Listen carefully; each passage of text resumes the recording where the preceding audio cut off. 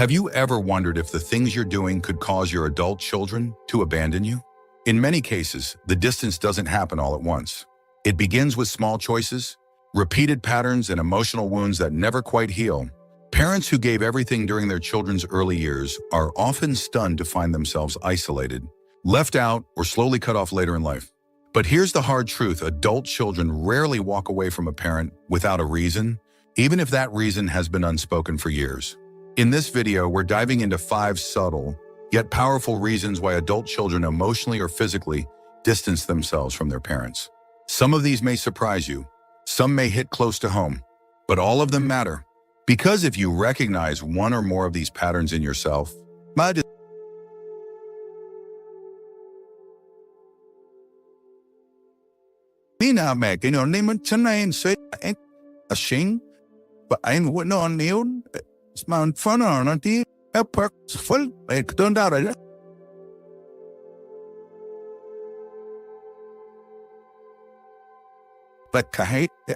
stay with me until the end, because what you'll learn could not only save your connection with your children, but heal old wounds, improve your communication, and create the kind of bond that lasts through every stage of life.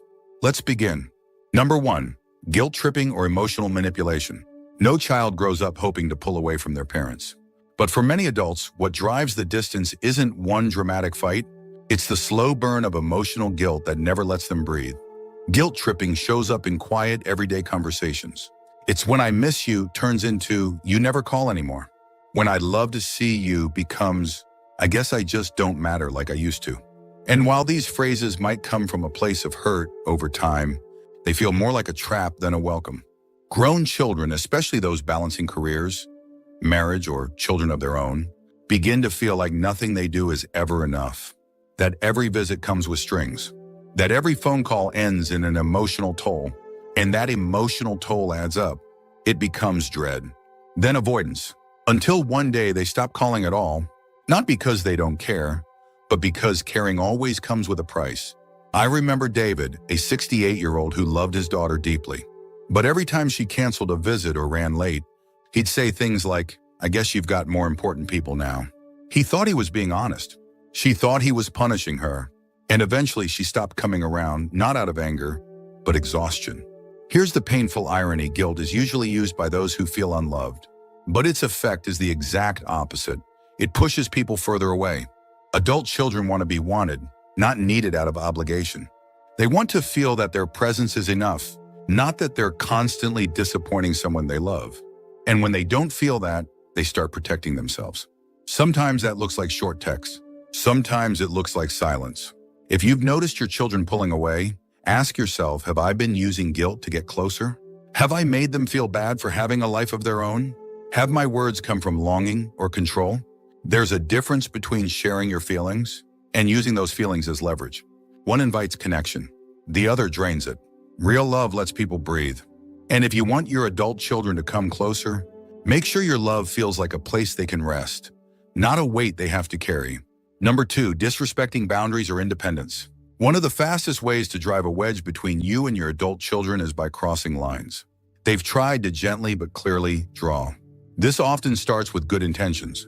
You ask how their marriage is going. You offer advice about their kids.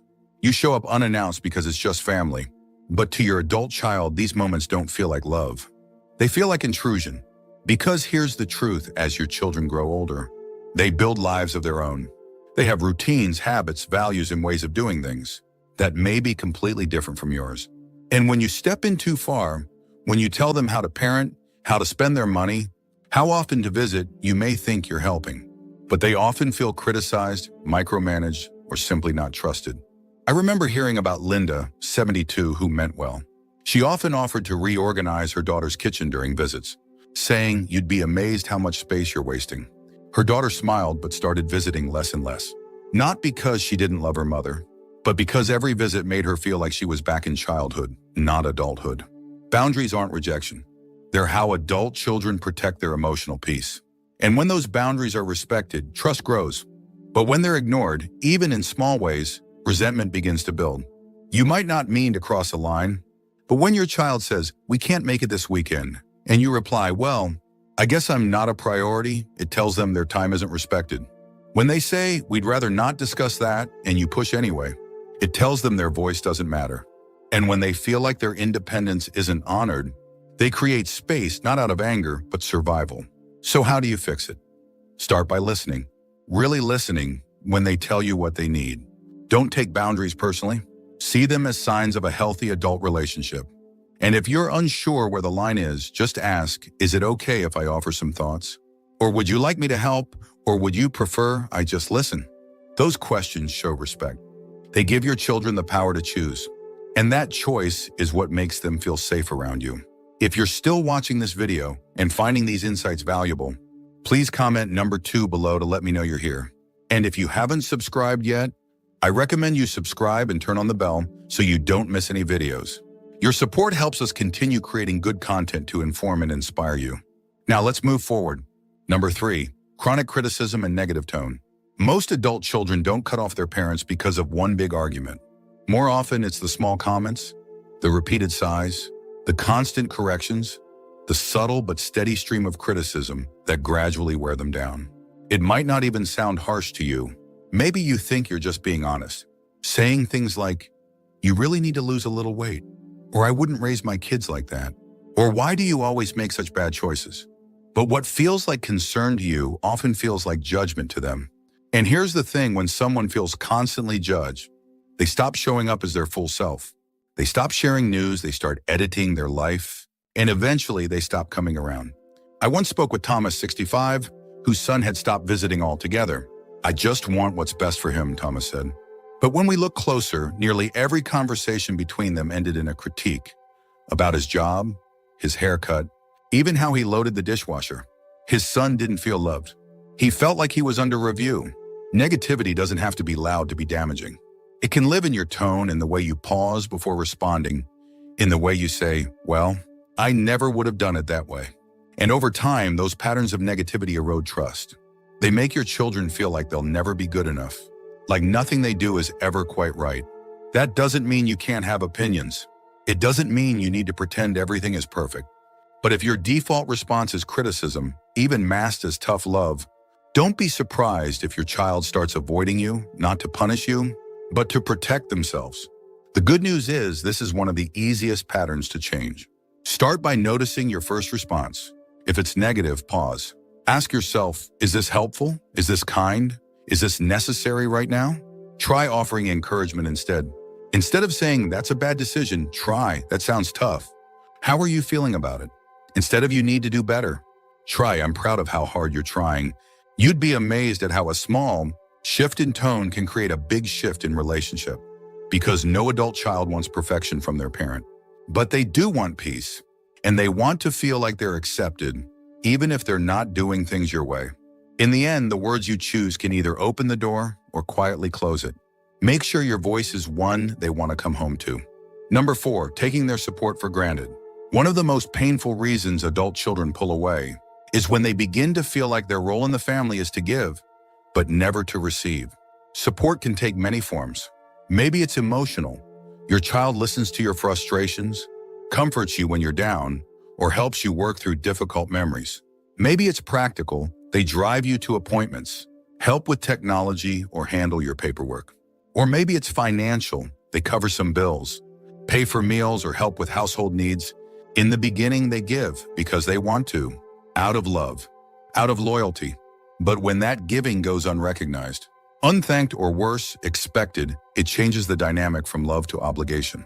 Take Daniel, 82, who relied on his daughter to help manage his medications and appointments. She came over 3 times a week, but when she asked if she could skip one day to rest after a long work week, his reply was, I guess I'll just figure it out myself, like always. She didn't say anything at the time, but inside something shifted. Over time, that shift became distance. Not because she didn't care, but because being with her father started to feel like a job she couldn't clock out of. The truth is, even the most loving child will start pulling back if they feel invisible in the relationship. If their time, effort, and sacrifices are treated as a given rather than a gift. No one wants to feel used.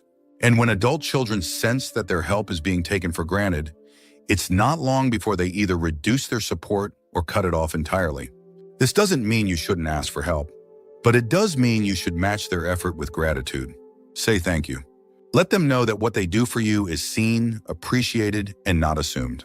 And wherever possible, find ways to reciprocate. Maybe you can't give financially or physically, but you can listen.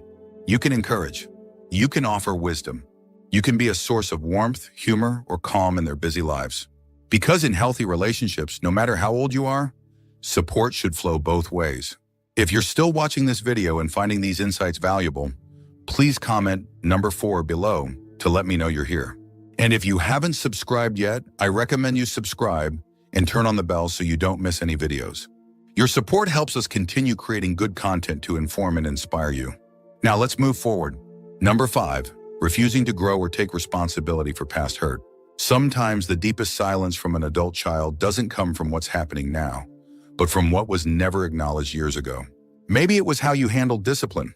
Maybe it was a hurtful comment they never forgot. Maybe it was how you treated their other parent, or how you responded when they needed you the most. You may not even remember it. You may have had good reasons or thought they'd moved on.